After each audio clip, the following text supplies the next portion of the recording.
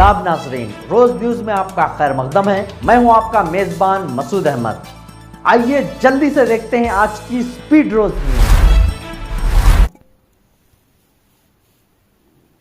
तेलंगाना के स्कूल्स को मार्च के दूसरे हफ्ते से आधे दिन का स्कूल।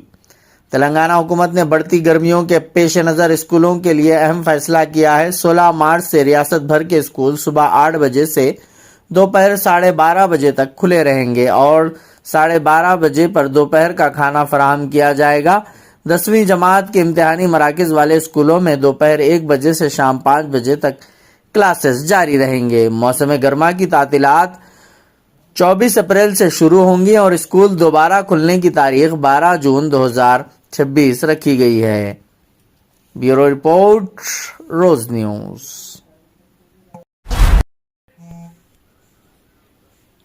हैदराबाद दुनिया भर में वैक्सीन की तैयारी के एक बड़े मरकज के तौर पर उभरा, वजीर आला तेलंगाना का बयान। वजीर आला तेलंगाना रेवंत रेड्डी ने हैदराबाद के हाईटेक सिटी में मुनक्किदा बायो एशिया 2026 कॉन्फ्रेंस का इफ्तिताह करते हुए कहा कि हैदराबाद अब सिर्फ चार मीनार, बिरयानी और सॉफ्टवेयर तक महदूद नहीं रहा, बल्कि दुनिया भर में वैक्सीन की तैयारी के एक बड़े मरकज के तौर पर उभरा है। इस मौके पर इन्होंने लाइफ साइंस के शोबे में सरमायाकारी के लिए आलमी कंपनियों को मदऊ करते हुए बताया कि गुज़िश्ता 2 सालों में तेलंगाना के इस शोबे में 73,000 करोड़ रुपए से ज्यादा की सरमायाकारी हुई है। ब्यूरो रिपोर्ट, रोज न्यूज।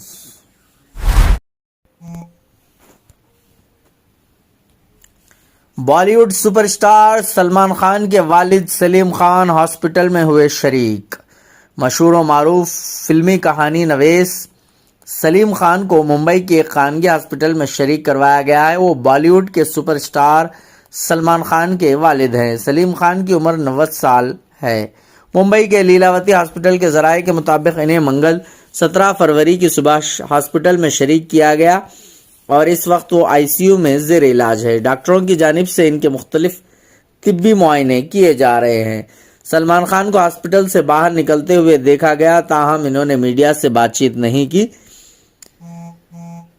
सलीम खान के दामाद अतुल अग्निहोत्री भी हॉस्पिटल पहुंचे। सलीम खान ने गुज़िश्ता नवंबर में अपनी 90वीं सालगिरह अरकान खानदान के साथ मनाई थी। इस मौके पर इनकी बेटी अर्पिता खान ने अपने वालिद को खिराज मोहब्बत पेश करते हुए इन्हें कहकशां करार दिया था। सलीम खान ने 1970 की दहाई में बेपनाह शोहरत हासिल की जब इन्होंने जावेद अख्तर के साथ मिलकर मशहूर जोड़ी कायम की जिसका नाम सलीम जावेद था। दोनों ने मिलकर कई यादगार फिल्मों की कहानियां लिखी, जिनमें शहर आफाक फिल्म, शोले, हाथी मेरे साथी, जंजीर और यादों की बारात शामिल है। इसके बाद दोस्ताना, त्रिशूल, डॉन और दीवार जैसी फिल्मों ने इन्हें हिंदी सिनेमा के कामयाब तरीन मुसन्निफीन में शामिल कर दिया। इन्होंने पर्दे सीमी पर बरहम नौजवान यानी एंग्री यंग मैन का तस्वुर मुतारिफ करवाया, जिसे अमिताभ बच्चन ने निभाया। बाद अज़ां ये जोड़ी टूट गई। जावेद अख्तर ने नगमा निगारी की जानिब रुख किया, जबकि सलीम खान ने कहानी नवीसी जारी रखी। बाद अज़ां इन्होंने नाम जैसी फिल्म तहरीर की, जिसमें संजय ने मरकजी किरदार अदा किया और फिल्म ने इन्हें दोबारा नुमाया मुकाम दिलाया। Bureau report. रमजान में सरकारी मुलाजमीन को शाम 4 बजे दफ्तर से घर जाने की इजाज़त तेलंगाना हुकूमत की जानिब से सरकारी अहकाम हुए जारी। तेलंगाना हुकूमत की जानिब से रमज़ान मुबारक के दौरान तमाम सरकारी मुस्लिम मुलाजमीन, असातिज़ा, कॉन्ट्रैक्ट, आउटसोर्सिंग, बोर्ड्स, कॉरपोरेशंस और पब्लिक सेक्टर मुलाजमीन को इजाज़त दी गई है कि वो दफातर स्कूल से शाम 4 बजे रवाना हो सकें। ये इजाज़त 19 फरवरी 2026 से 20 मार्च 2026 तक के लिए दी गई है। ये इत्तला रियासती महकमों, पुलिस, म्यूनसिपल कॉरपोरेशंस, कलेक्टर, जिले magistrates, school education, directorate of information and public relations और दीगर मुताल्लिका हुकाम को फराहम की गई है ताकि अमल दरामद को यकीनी बनाया जा सके। ब्यूरो रिपोर्ट, रोज न्यूज।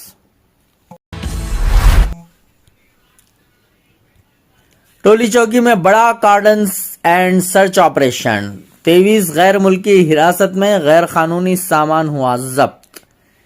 हैदराबाद के टोली चौकी पुलिस स्टेशन के हदूद में 16 फरवरी 2026 की रात एक बड़े पैमाने पर कार्डन एंड सर्च ऑपरेशन अंजाम दिया गया। काबिल एतमाद इत्तलात के मुताबिक ये कार्रवाई Paramount colony gate number 1-4 IAS colony और हकीमपेट कुंटा इलाकों में की गई।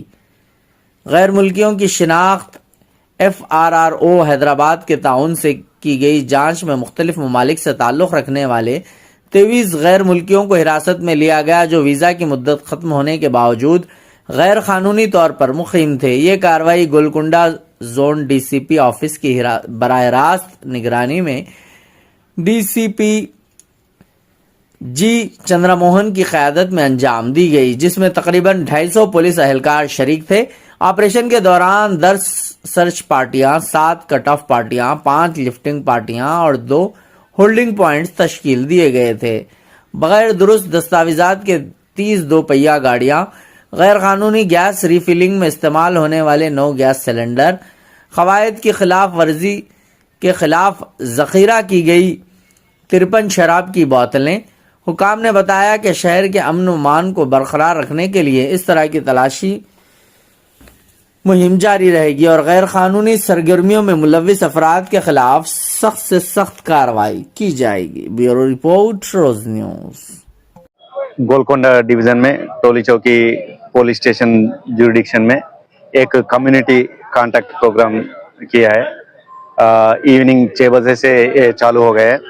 इसमें करीब 160 अपना जोनल फोर्स है और 4 AR प्लाटून पार्टिसिपेट किया है। DCP रैंक से नीचे होंगर तक पूरा अपना जोनल फोर्स पार्टिसिपेट किया है। इसमें हम 2 कॉलोनी से सेलेक्ट किया है, एक पैरामाउंट कॉलोनी, पैरामाउंट हिल्स और एक IAS कॉलोनी।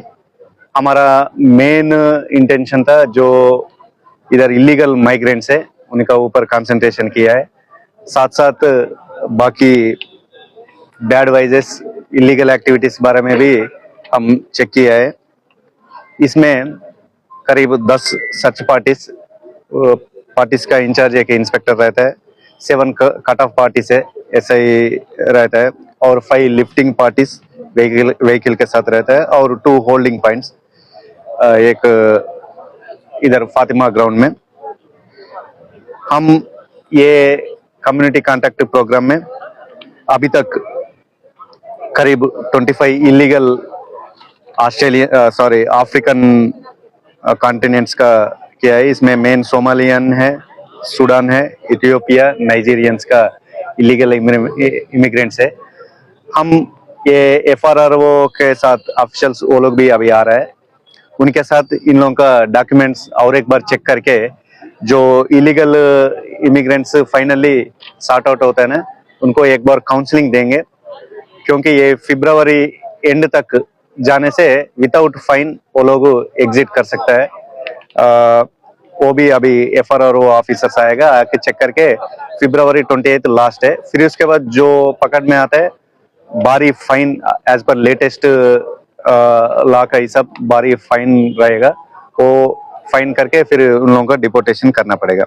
ये इमिग्रेंट्स के साथ हम 53 लिकर बॉटल्स 180 ml का एक्साइज एक्ट में ये केस बुक करेंगे और उसके साथ illegal gas refilling essential commodity के एक्ट आ जाएगा। इसमें 6 सिलेंडर्स और 3 बिग सिलेंडर्स को सीज किया है और 32 व्हीलर्स है। इसमें विदाउट प्रॉपर नंबर प्लेट है और डॉक्यूमेंट्स भी कुछ व्हीकल्स में डॉक्यूमेंट्स नहीं है। ये 30 व्हीकल्स 2 व्हीलर्स सीज किया है। ये कम्युनिटी कांटेक्ट प्रोग्राम कंटिन्यूस रहेगा और हम पब्लिक को, सिटीजन्स को अपील कर रहे हैं, जो आपका नेबर से बगल वाला कैसा है, वो कौन है, कौन सा एक्टिविटीज में इन्वॉल्व है, वो सब थोड़ा अपन को बताने से ये इलीगल एक्टिविटीज कंट्रोल कर सकता है। ये अवेयरनेस करने के लिए हम आज ये community contact programme CP sir का डायरेक्शन में किया है। तीनों रौडी के घर हाउसेस चेक करे थे, तो उसमें पोटेंशियल रौडी शीटर जो है राहिल, अशफाक और शानूर गाजी, ये तीनों के भी घर हाउसेस हमने चेक करे हैं।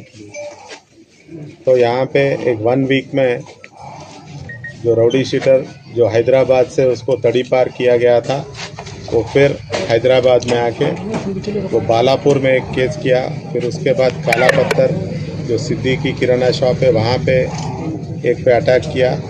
तो उसके ऊपर 2 केसेस होने के बाद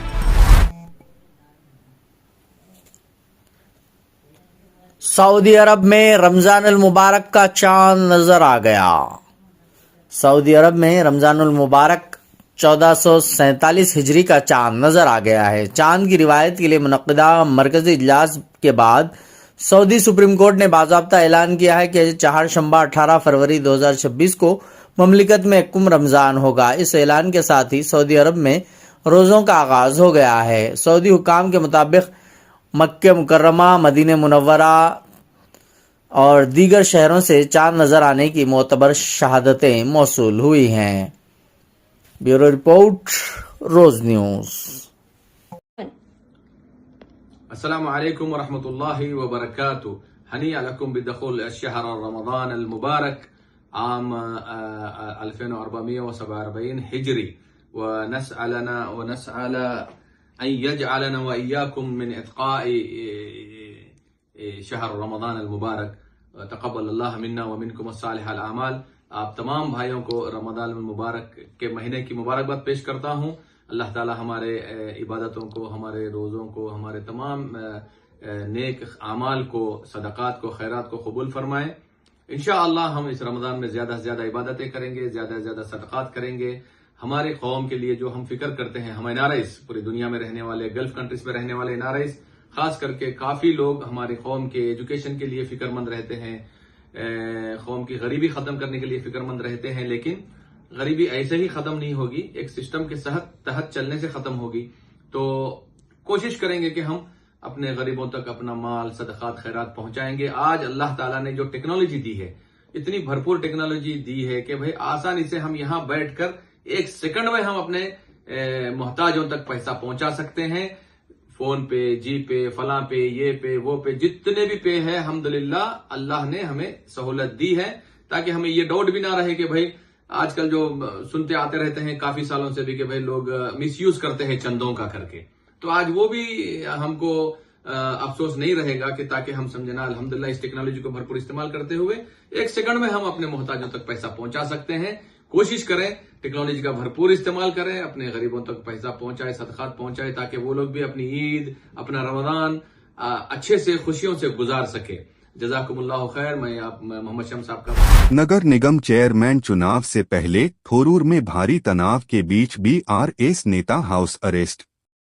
वारंगल जिले में थोरूर नगर निगम चुनाव के दौरान भारी पुलिस तैनाती और राजनीतिक विरोध प्रदर्शन हुए। बीआरएस के सीनियर नेताओं को हाउस अरेस्ट कर लिया गया, जबकि पार्षदों को ले जा रही बसों को रोक दिया गया, जिससे चुनिंदा पाबंदियों के आरोप लगे। बीआरएस और सत्ताधारी कांग्रेस के बीच आरोप प्रत्यारोप के बाद मंगलवार को थोरूर नगर निगम में चेयरमैन और वाइस चेयरमैन के चुनाव से पहले भारी पुलिस तैनाती के बीच तनाव फैल गया। विधान परिषद में विपक्ष के नेता एस मधुसूदन चारी और पूर्व मंत्री सत्यवती राठौड़ सहित पार्टी इंचार्ज बनाए गए कई सीनियर बीआरएस नेताओं को हाउस अरेस्ट कर लिया गया। पार्टी ने इस कदम को अलोकतांत्रिक बताया। 11 नगर पालिकाओं में से थोरूर में शपथ ग्रहण और चेयरमैन का चुनाव पहले कोरम की कमी के कारण टाल दिया गया था।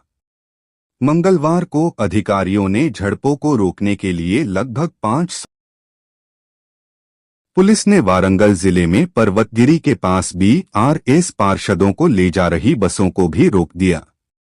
एराबेली दयाकर राव सहित वरिष्ठ नेताओं ने चुनिंदा पाबंदियों का आरोप लगाते हुए विरोध प्रदर्शन किया और पुलिस द्वारा कांग्रेस विधायकों को खुली पहुंच देने की ओर इशारा किया। थोड़ी सी हाथापाई के बाद दयाकर राव और अन्य नेता थोरूर की ओर बढ़ने में कामयाब रहे। बीआरएस ने आरोप लगाया कि कांग्रेस पार्टी की 7 सीटों की तुलना में 16 वार्डों में से 9 जीतने के बावजूद उसे चेयरमैन का पद हासिल करने से रोका गया। स्थानीय एमएलए और एमपी के एक्स ऑफिशियो वोटों से टैली बराबर होने के बाद मुकाबला विवादपूर्ण हो गया। बीआरएस ने नियमों का उल्लंघन करते हुए वारंगल के एमपी कडियम काव्या के थोरूर में एक्स ऑफिशियो मेंबर के तौर पर रजिस्ट्रेशन पर आपत्ति जताई। पार्टी ने स्टेट इलेक्शन कमीशन में भी शिकायत दर्ज कराई, जिसमें कहा गया कि काव्या पहले ही वारंगल म्युनिसिपल कॉरपोरेशन के एक्स ऑफिशियो मेंबर के तौर पर शपथ ले चुके हैं और किसी दूसरी सिविक बॉडी में रजिस्टर नहीं हो सकते। చట్టరీత్యా కఠిన చర్యలు తీసుకోబడతాయని సూచిస్తున్నాం। కావున పట్టణ ప్రజలందరూ ఈ విషయాన్ని గమనించి పోలీస్ శాఖ సహకరించవలసిందిగా విజ్ఞప్తి చేస్తున్నాం। ఇది తొర్రూరు పోలీసు వారి అధికారిక హెచ్చరిక। తొర్రూరు పట్టణ ప్రజలకు పోలీస్ శాఖ వారి విజ్ఞప్తి। తొర్రూరు పట్టణ ప్రజలకు తెలియచేయనిది ఏమనగా మున్సిపల్ చైర్మన్ మరియు వైస్ చైర్మన్ ఎన్నికల సందర్భంగా 17 ఫిబ్రవరి 2026 నాడు పట్టణమంతా 144 సెక్షన్ అమల్లో ఉంటుంది। అందువల్ల ప్రజలు ఎవరు కూడా 2 లేదా 3 కంటే ఎక్కువగా ఎక్కడైనా గుమికూడదని, రోడ్లపై కానీ మహిళల ప్రదేశాల్లో కానీ సమావేశం నిర్వహించకూడదని పోలీస్ శాఖ आज की स्पीड रोज न्यूज में बस इतना ही। मिलते हैं अगली न्यूज में।